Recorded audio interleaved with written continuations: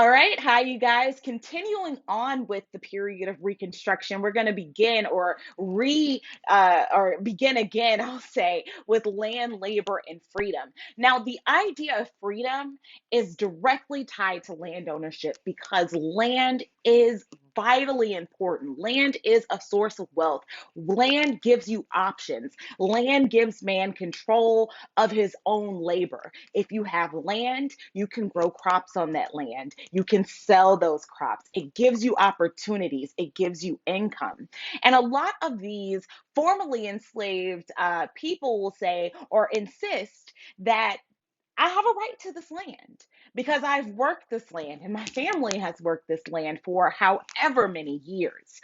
However, I will say one of the biggest failures of Reconstruction is that there's no land distribution, but I'll get to that.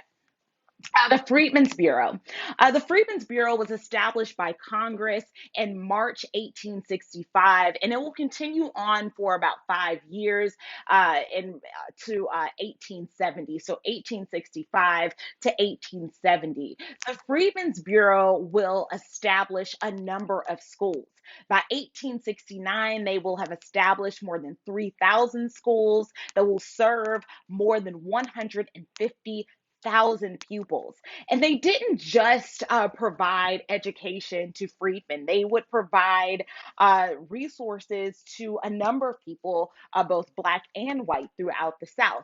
They will provide medical care, they will provide necessary drugs to Black and white Southerners.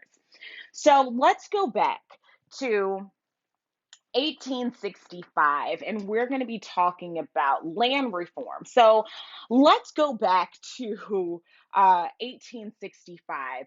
Um, so some of you may have taken 1301, some of you may not have.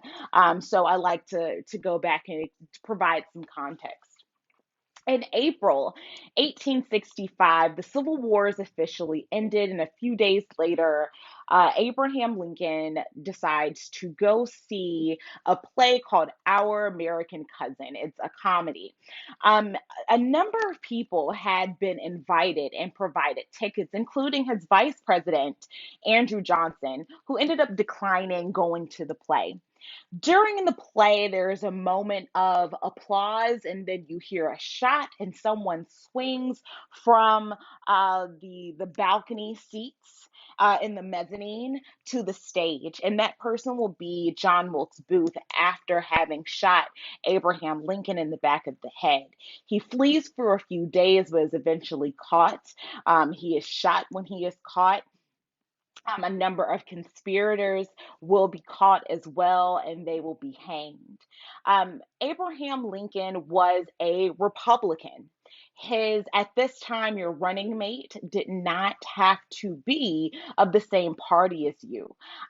During Lincoln's, he's running for election. He's elected in 1860, and he's up for election again in 1864, and he chooses Andrew Johnson to be his vice president, not because they agreed on things, but because he was hoping that if he gets Andrew Johnson, who is a senator, and he is a Southern senator, and he is the only Southern senator to remain at his post.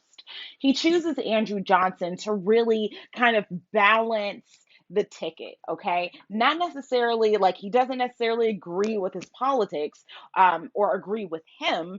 It's just that he balances the ticket. So if Lincoln is seen as someone who is liberal, then it's like putting this conservative person to kind of balance the ticket there.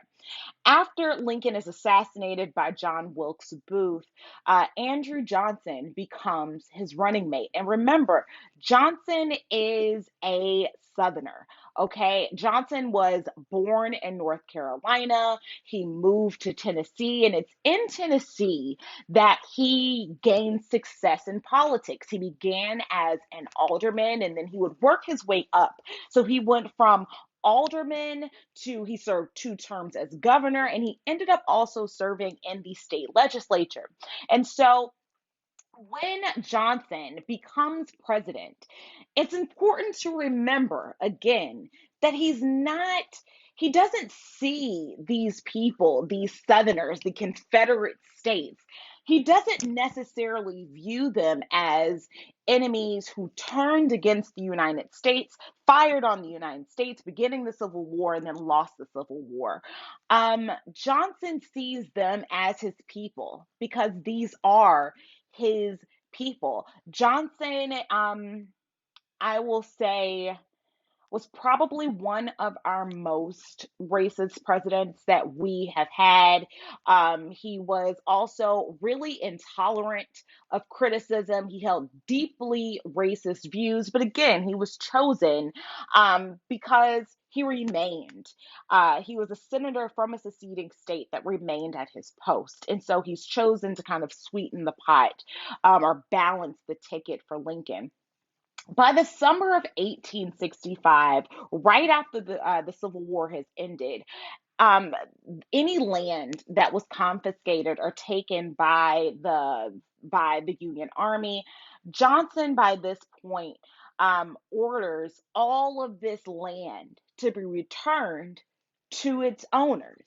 So instead of taking that land, a lot of radical Republicans at this time felt that the land should be taken from these former Confederates and that it should be split among the freemen. Charles Sumner and Thaddeus Stevens are some of the most prominent uh, radical Republicans who, from the beginning, I would say, become incredibly disenchanted with Johnson because he not only does he give Southerners back their land, he also says, control your own government. So there's no land redistribution. There is no land distribution. The freedmen do not get any land. So, unfortunately, the majority of formerly enslaved people, because they're not given any land during this period of presidential reconstruction, because Johnson says, give these people back their land, which again is like saying, give them back their money. Give them back their positions, allow them to be in charge of their own affairs.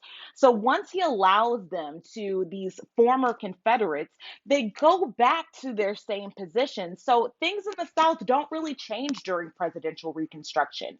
The majority of rural, formerly enslaved people will remain poor and without property during this period.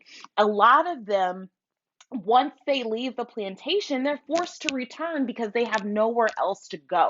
And so a lot of them are forced to work for their former owners under the system of sharecropping.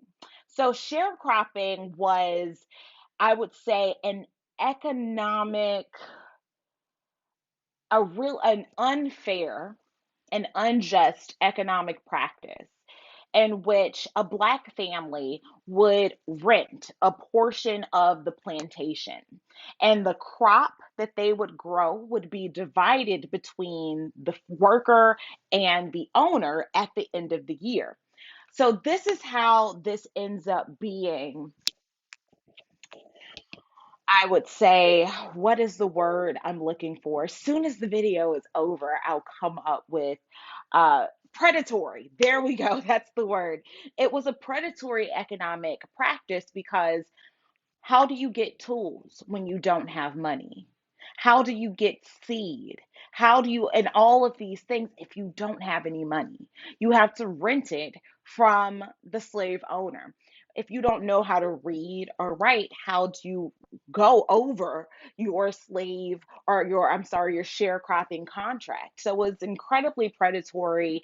Um, it was a system in which many black farmers, because you're starting in debt, you start owing the owner for having to purchase seed and supplies. You start owing them and you are never able to catch up.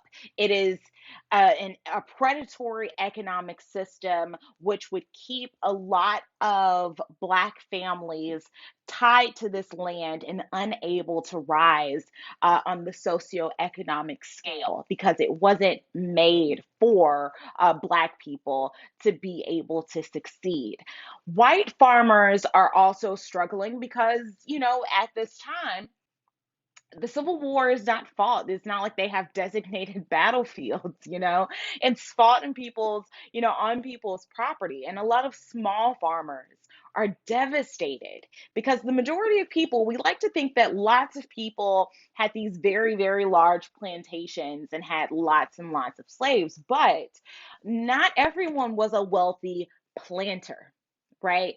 You had the majority of white Southerners at this time were everyday yeoman farmers. And so these people are devastated after the war, okay, as well. So, how do we go from presidential Reconstruction, which is 1865 to 1867, in which really nothing happens, to radical Reconstruction? So, I already told you a little bit about Andrew Johnson, him being born in North Carolina. He rises to political success in Tennessee. Um, he is chosen because he is the only senator to from a seceding state to remain at his post. So he is chosen as Abraham Lincoln's running mate, even though they are unequally yoked in every way. Lincoln is this Republican. Some will see him as a radical Republican. I think Lincoln was more moderate. And as a matter of fact, most Republicans at this time are, moderate. Johnson was a Southern Democrat. So, under a presidential Reconstruction, for one, he allowed former Confederates just to easily re enter the Union. There was no punishment for them storming the nation. There was no punishment for this 4-year long war. He offered a pardon to white Southerners that took an oath of allegiance. So there's very little, I would call it, I'll say like justice, it's not like the South doesn't get any punishment for this. They're able to come back in and it's like, let's just have things go back to normal, right? They appointed provisional governors to establish these new Southern governments. And I put big air quotes because these governments are not new. You're just putting a lot of the old people right back in there. And he'll grant these governments a free hand in managing their own local affairs. So nothing really changes. As soon as slavery is abolished. And so you can no longer put these restrictions on a person as an enslaved person. There were these new regulations that popped up that are known as black codes. Black codes were laws that were passed by these new Southern governments that attempted to regulate the lives of formerly enslaved people. So each state had its own set of black codes. In your reading for this week from your supplementary book titled Voices of Freedom, I'll be having you guys read Voices of Freedom number 98. And if you have this edition, which is the sixth edition, that's the one I'm coming from. It's VOF number 98 called the Mississippi Black Code. So if you have an earlier edition, this may be on a different page, but it's over the Mississippi Black Code. And each Southern state will have their own black codes.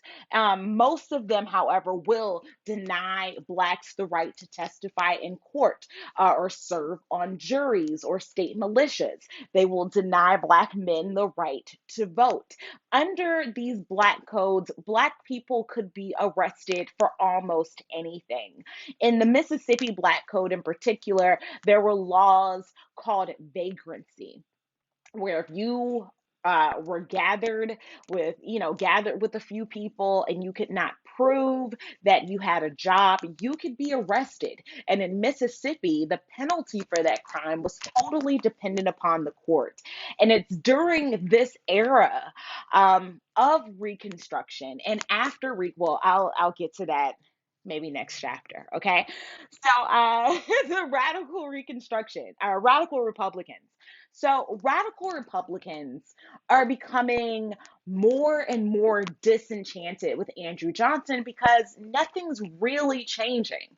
There's a big responsibility. Now that slavery is over, what do you do with these freedmen, right? So Charles Sumner and Thaddeus Stevens are the most prominent radical Republicans, but make no mistake, most Republicans at this time are not radical. They are moderate.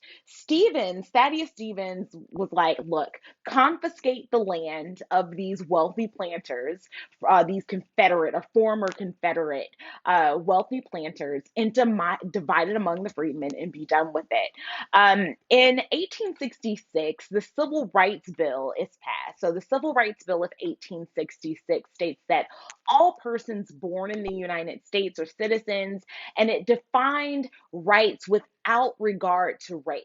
And this has to be passed over a presidential veto because Andrew Johnson will veto the Civil Rights Bill of 1866. So Congress will have to pass this bill that will grant all persons citizenship, that will grant Black people citizenship. This has to be passed over a presidential veto.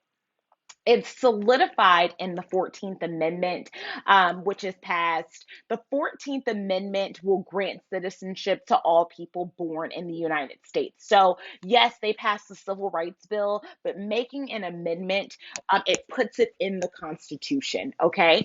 And also making an amendment it empowered a lot of empowered the federal government to protect the rights of all Americans. After the 14th Amendment is passed, the Reconstruction Act is passed. The Reconstruction Act divided the South into five separate military districts and called for the creation of new state governments with Black men given the right to vote. Now, how do we go from that to impeachment? So I'll stop this video and I will pick back up on that big token word there, impeachment. So I'll be back in a sec.